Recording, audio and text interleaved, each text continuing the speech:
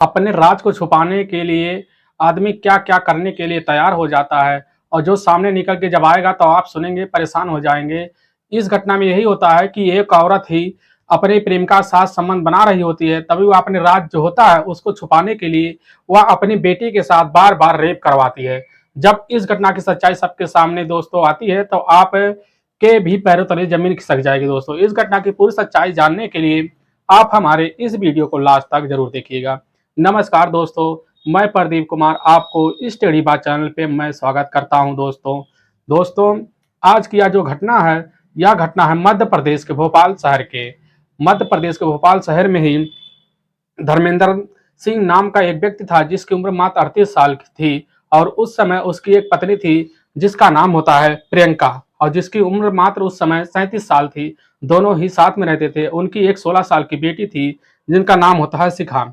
वह साथ में रहते थे। तो वह जो धर्मेंद्र होता है, वह धर्मेंद्र अपने ही जॉब करने के लिए वहां पास के इलाके में जाया करता था। तो वहां पर एक उसका दोस्त भी उसी सामने उसके साथ मिल जाता है जिसका नाम होता है हितेश। वो उसकी उम्र मात्र उस समय 35 साल थी और वह साथ मिलकर अपने दोस्त के साथ वह रहते थे। और वह जब हितेश अपने घर पर आता था, वहां पर उसके दोस्त के पास भी चला जाता था जिससे उनका मकान उसी गांव में था।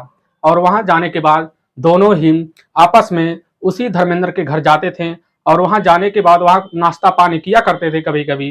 तो उसी बीच उसकी जो पत्नी होती थी प्रियंका, उसके सामने उसकी ही नजर मिलने लगती है हितेश की, जिससे हितेश उस प्रियंका के सामने इतना टच में आ जाता है जिससे उसके साथ रहने के लिए भी प्रियंका बार बार रहने के लिए भी तैयार हो जाती है। जिसमें अचानक उनका एक दिन इस तरह तैयारी होने लगती है कि उनमें संबंध बनाने की पूरी तैयारी हो जाती है, जिसमें वह संबंध बनाना भी शुरू कर देते हैं और यह संबंध कई दिनों तक बार बार चलना शुरू हो जाता है।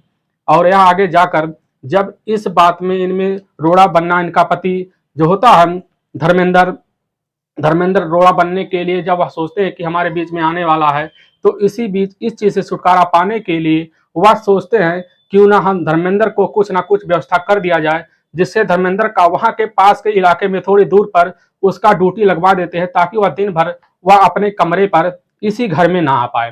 तो वह इस चीज को वह छुटकारा पा जाते हैं और वहां पर जाकर वह जो हितेश होता है किसी वहां से बात करके कंपनी में उसका धर्मेंद्र का जॉब लगवा देता है, जिससे धर्मेंद्र दिन भर वह अपने घर नहीं आता, वह सुबह निकलता तो वह रात में आता था।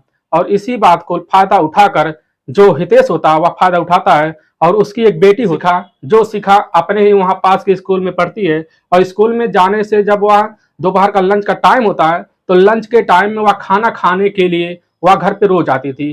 तो इनको बीच मिलने में, संबंध बनाने में अब काफी दिक्कत हो रहा था। इसी यह भी छुटकारा पाने के लिए अपनी बेटी के खिलाफ वह साजिश रचना शुरू कर देती है।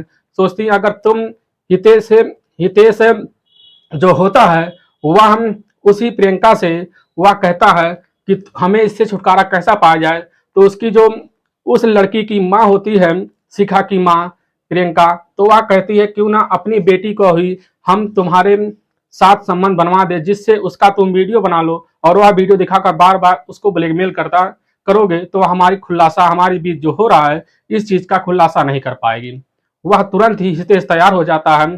फिर एक दिन उसकी माँ, दोपहर का टाइम होता है, जब वह लंच करने के लिए आती है शिखा, तो वह जो आदमी होता है वह घर में अकेला रहता है और उसकी माँ बाहर चली जाती है बिना बताए।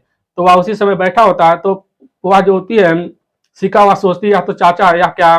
तो चाचा उसी समय उनसे बोलते हैं कि प्रियंका तुम या चाय बना लाओ तो हम चाय पी लेते हैं। वहां जैसे ही उसी घर में शिखा जाती है चाय बनाने के लिए, तो वहां पर पीछे से जाकर वह जो हितेश होता है, हितेश उसको पकड़ कर ले जाकर बेड में लिटाकर उसके साथ जबरदस्ती करता है, जिससे वह चिल्लाती है तो उसका मुंह पकड़ लेता है। उसी समय उसके साथ संबंध बना देता है और यह संबंध लगभग कई घंटों तक वहां बनाता है, जिससे कहा जाए यह जबरदस्ती का रेप होता है। तो यह करने के बाद वह तुरंत ही उठ खड़ा होता है और वहां से तुरंत ही निकल जाता है। और वह जो लड़की होती है शिखा, वह जोर जोर से वहां रोने लगती है। तो मौके पर ही जब उसकी माँ लगभग कुछ देर बाद पहुंचती है, लगभग 4 से 5 का वक्त होगा, तो उसी बीच पहुंचती है और वह अपनी माँ से शिखा अपनी सारी बात शेयर करती है। तो उसकी माँ कहती है बेटी अगर तुम इस बात का जिक्र किसी से भी करोगे तो हाँ हमारी बहुत बदनामी होगी, इसलिए तुम इस बात को दबा कर यहीं पर रखो। तुरंत ही वह दूसरे दिन जब वक्त बीतता है तो फिर वह जो होता है हितेश, वह आता है और उस लड़की को वह वीडियो दिखाकर जबरदस्ती उसके साथ कई दिनों तक यह रेप करता है। फिर इनमें ऐसा ही चलता रहता है और यह माँ छुटकारा पा जाती है कि हमारे बीच का खुलासा कोई नहीं कर पाएगा।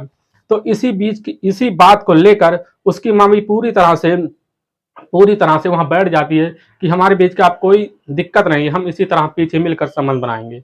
और यह सिलसिला उनका कई दिनों तक चलता रहता है, 6-7 महीना तक उस लड़की के साथ बार बार जो वाहितेश था वह बार बार जबरदस्ती संबंध बना रहा होता है।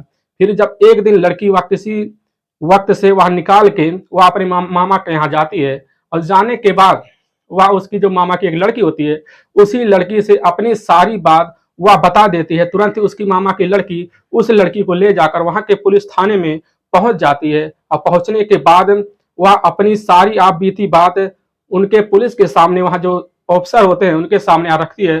तुरंत ही वहां पुलिस पूरी टीम ले आकर तुरंत ही उसकी मां प्रियंका को उसी समय अरेस्ट करती है और उसके जो प्रियंका की जो प्रेमिका थी, जो प्रेमी था, उसको भी, हितेश को भी उसी समय अरेस्ट कर लिया जाता है।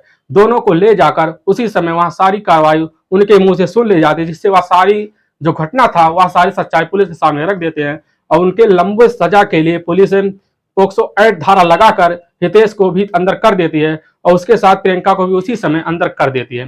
अब यह दोनों जिंदगी अब जाके जेल में ही आपस में ही संबंध बनाएंगे और यह जिंदगी भर वहां पर चलता रहेगा। इनको अब जाके अच्छे से वह चक्की पीसेंगे, इसीलिए यह अपने ही राज छुपाने के लिए अपनी ही लड़की का बार बार रेप करवा रहे थे।